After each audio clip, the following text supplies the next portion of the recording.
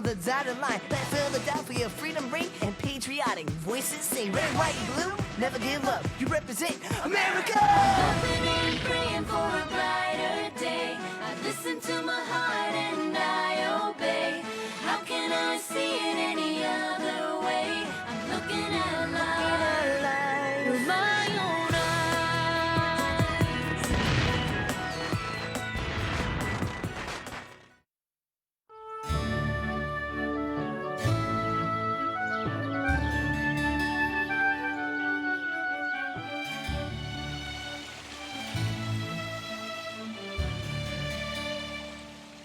As spring brings with it its promise of new beginnings, I am thrilled that America and France are now allies. I'm certain this new alliance will bring peace. The British will have no stomach for being drawn into a world war with France.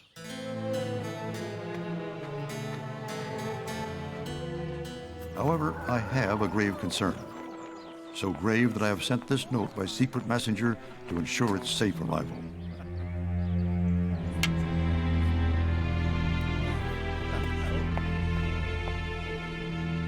The Minister of France will arrive on United States shores in a month. We must greet him as one united nation, not 13 separate states. Please convey my deepest sense of urgency to Henry Laurens and the other members of Congress to set aside their differences and speak with a strong, united voice.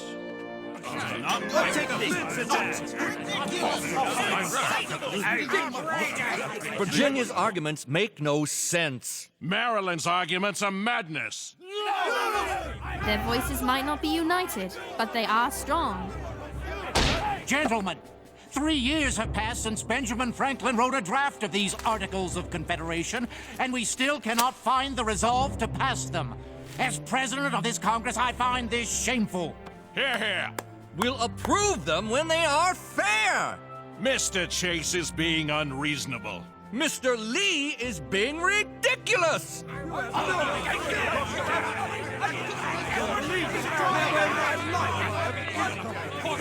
Excuse me, Mr. Lawrence. This just arrived. News from Dr. Franklin in France. The French minister will arrive in less than 1 month. He must see us as a united nation, or our critical alliance with France may not stand. Gentlemen, our very freedom is at stake. I knew this was going to happen. Listen to me! I say, Maryland, your time has come. I sometimes wish Congress were more like the Army. One person gives orders, and others follow without question. Sort of like having a king. Huh?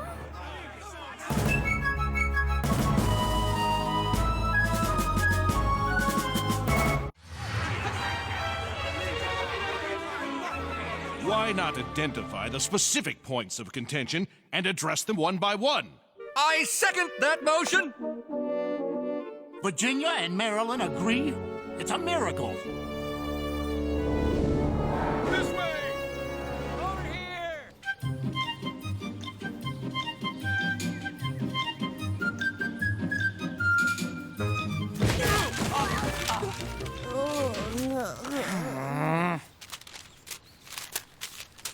If you're going to be my assistant, you've got to learn to be on time and to not run into the journalist. Sorry, what did I miss? See those women over there? They're Philadelphia washerwomen and spies for General Washington. Real spies! They say the British officers have demanded their laundry by next week, whether it's finished or not. You know what that means? They don't care if they wear dirty clothes? No, it means the British are finally withdrawing from Philadelphia. This is a huge story for me. Sure is, but what happens to the spies when you write it? Ladies, you have done your country a great service. Thank you. We have before us a great opportunity. Mr. Hamilton, call a war council for this afternoon. Yes, sir. Wow, did you see that? Sure. General Washington is working with the Wappinger to form an Indian company to fight the British. I was talking about his feathers. Excusez-moi, but those are the most wonderful feathers I have ever seen. I earned them in a tribal contest. You have to win them in a contest? These, yes, but there are plenty of other turkey feathers around. All you have to do is catch a turkey and pluck a feather. Gentlemen, we have identified the three major issues that block our ratification of the Articles of Confederation. 1. How to divide the expenses of a central government among the different states. It's absurd! A state like mine, Maryland, with limited land and resources, cannot be expected to pay the same for this war as Lee's Virginia, which claims vastly more territory and the right to expand! Vastly more territory? Well said! Ridiculous! Where are you going? Outside. It's too windy in here. Here, turkey, turkey, turkey, turkey.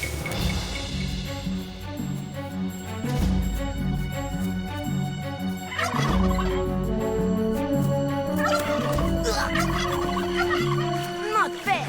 You're supposed to hold still.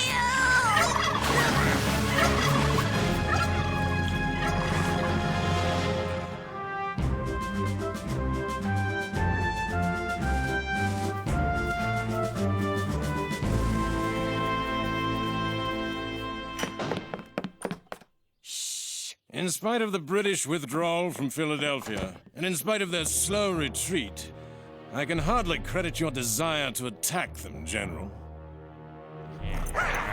Only a fool would seriously consider such a move. Sir, you are speaking to your... Oh, it's tantalizing to be sure, but it's exactly what they want us to do. Right, Achilles? Let's not deceive ourselves. The British have been in control of this war from the outset. I suppose that's why they replaced General Howe with General Clinton. It is hardly for us to second-guess the greatest army in the world. Clinton is an able soldier with many a victory to his credit. General Greene, how many battles have you won? Or, for that matter, has our commander-in-chief? Sir, you're not going to accept these outrageous slurs on your honor.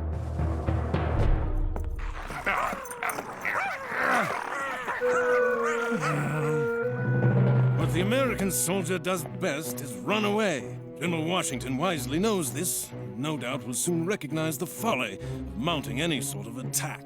So, we're to do nothing and waste this golden opportunity to strike at our foe? Sadly, Monsieur Lafayette, it is not for me, the most experienced soldier here, to make that decision. Gentlemen, I suggest we adjourn for a while so that I might consider your counsel.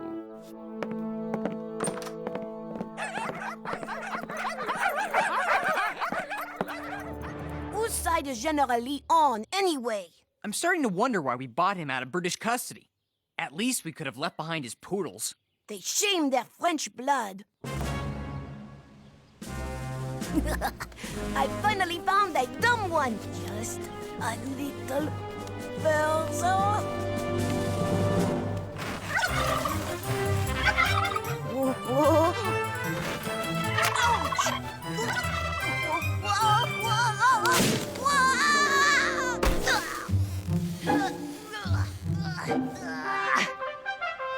That's an unusual way to hunt turkey. It's how you tell a smart one from a dumb one. The turkey or the hunter? Hunter, I'm afraid. I'm Henri. Abraham Nimham. I could teach you an easier way to hunt turkey. The way of my people, the Wappinger. That would be great! Only, could you get me down first? Since we have failed to resolve the issue of how to split federal expenses, could we at least agree on how each state is to be represented in Congress? We have a perfectly adequate system now. One state, one vote.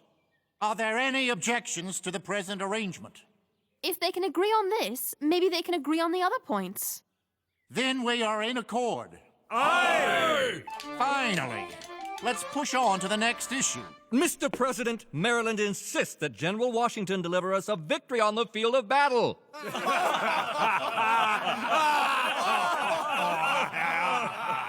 Why not? A victory would impress the French more than any act this Congress might pass. Mr. Chase, this Congress can't even agree on whether or not Washington is worthy of his command. Let us get back to the business at hand. He speaks the truth. Never mind Washington. Let's get to the articles. Leave him alone to do his job, and let's do ours. Some delegates don't believe in General Washington? All of them could use more of the General's determination to unite this country.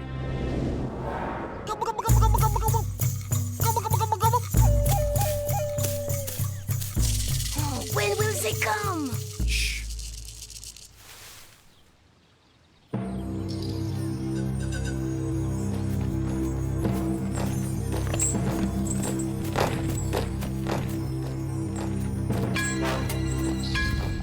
Their retreating column is 8 to 10 miles long? Yes, and despite the heat, they wear wool uniforms and carry full packs.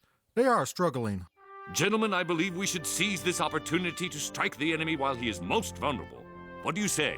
We could easily attack their flank and rear without getting into a full-blown battle. We'll never have a chance like this again. I say we fight. General Lee? I am passionately opposed to such an action. Lee, your opposition to this attack borders on treachery. I'm sorry, sir, no. It's logic. Why risk disaster when a French alliance is so near to hand? Because we must show the French we are worthy of an alliance, sir. And with a victory, deal the British a double blow. We shall attack. That is my decision, and it is final.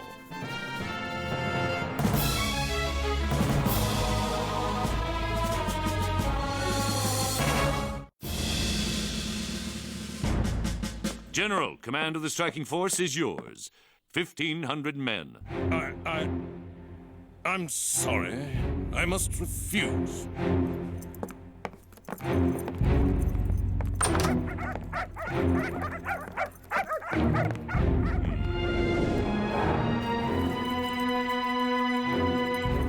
$1,500 men. Paltry number.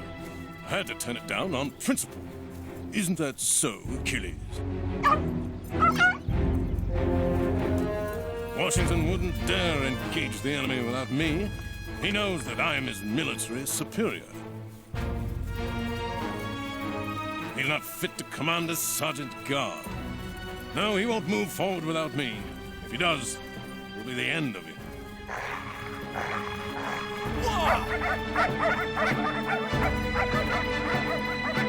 We'll have 1,500 men, and if we come up on their flank, we'll be able to take them over. You mustn't breathe the word to anyone. These are military secrets. My dear Marquis, if Lee stays true to his conviction and refuses to lead this attack, I'll need you to step in. Your Excellency, I'll begin drawing up plans immediately.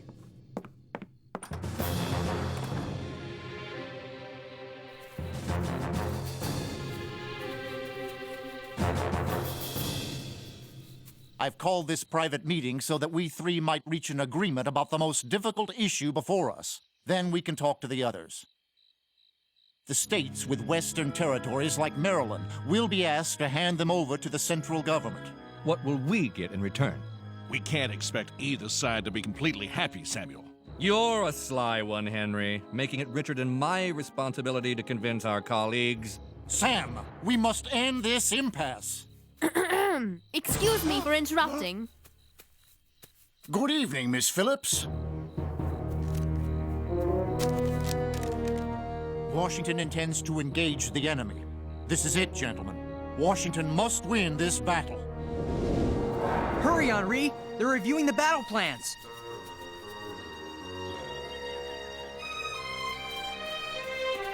Whoa, excuse us.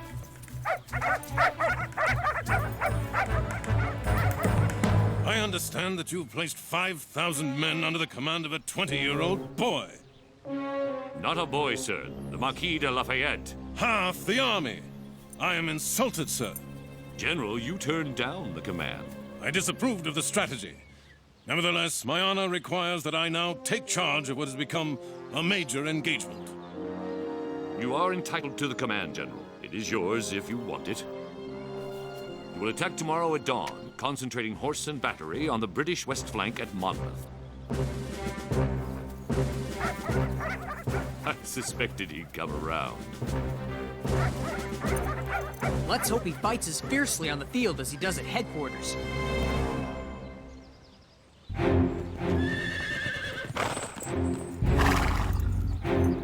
General Lee? I have been charged by Washington to take over here. I'll require a full accounting of your forces. Cavalry, artillery, and infantry. Certainement. And I can show you my plans. I have no use for your plans. Of course. You have your own. No, to draw up plans is pointless, as the enemy is on the march. I shall improvise my strategy in response to his movements.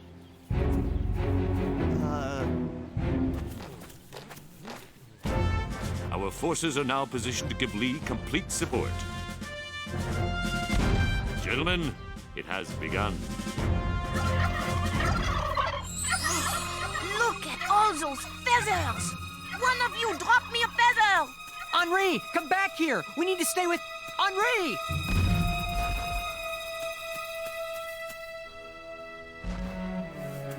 Henri!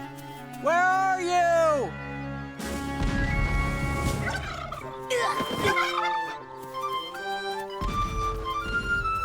Henri, come on!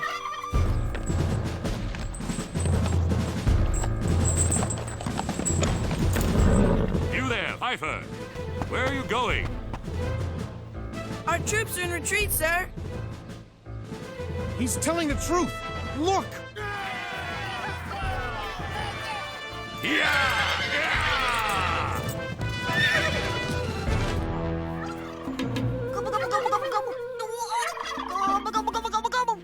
Henri!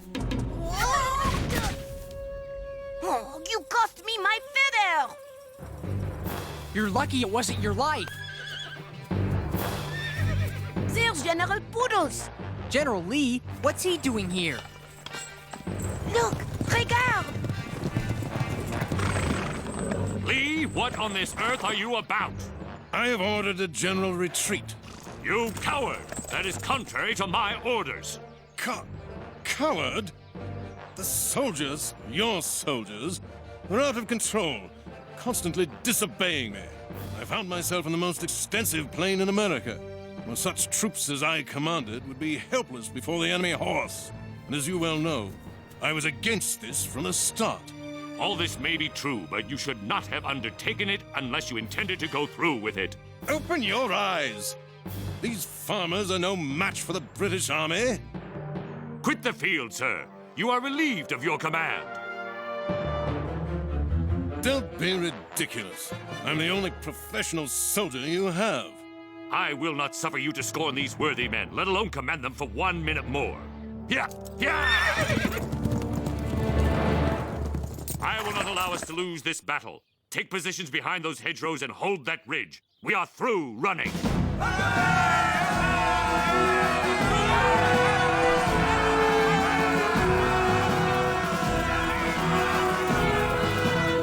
Washington, what a hero!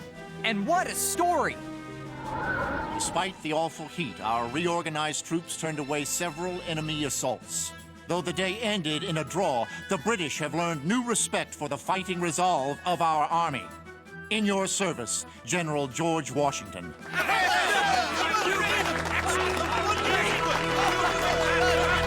Gentlemen, we remain at a stalemate in our effort to pass the Articles of Confederation. This is the kind of fortitude and discipline we need if we are to become one nation. I can only hope we're capable of it. We can do it! Here. We are capable. We can be one nation! We must unite!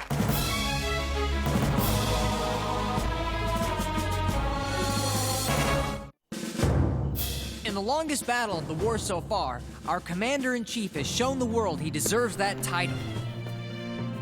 And Washington has agreed, with deep regret, to grant General Lee a court-martial.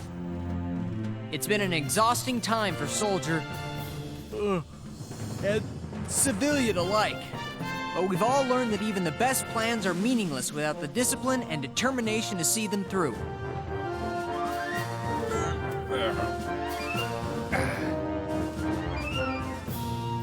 Ha! Speaking of exhausted.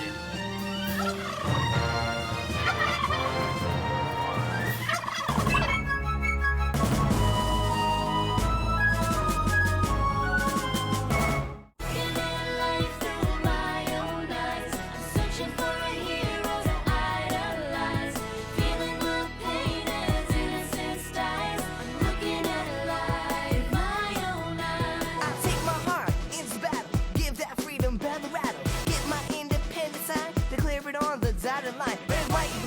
never give up. You represent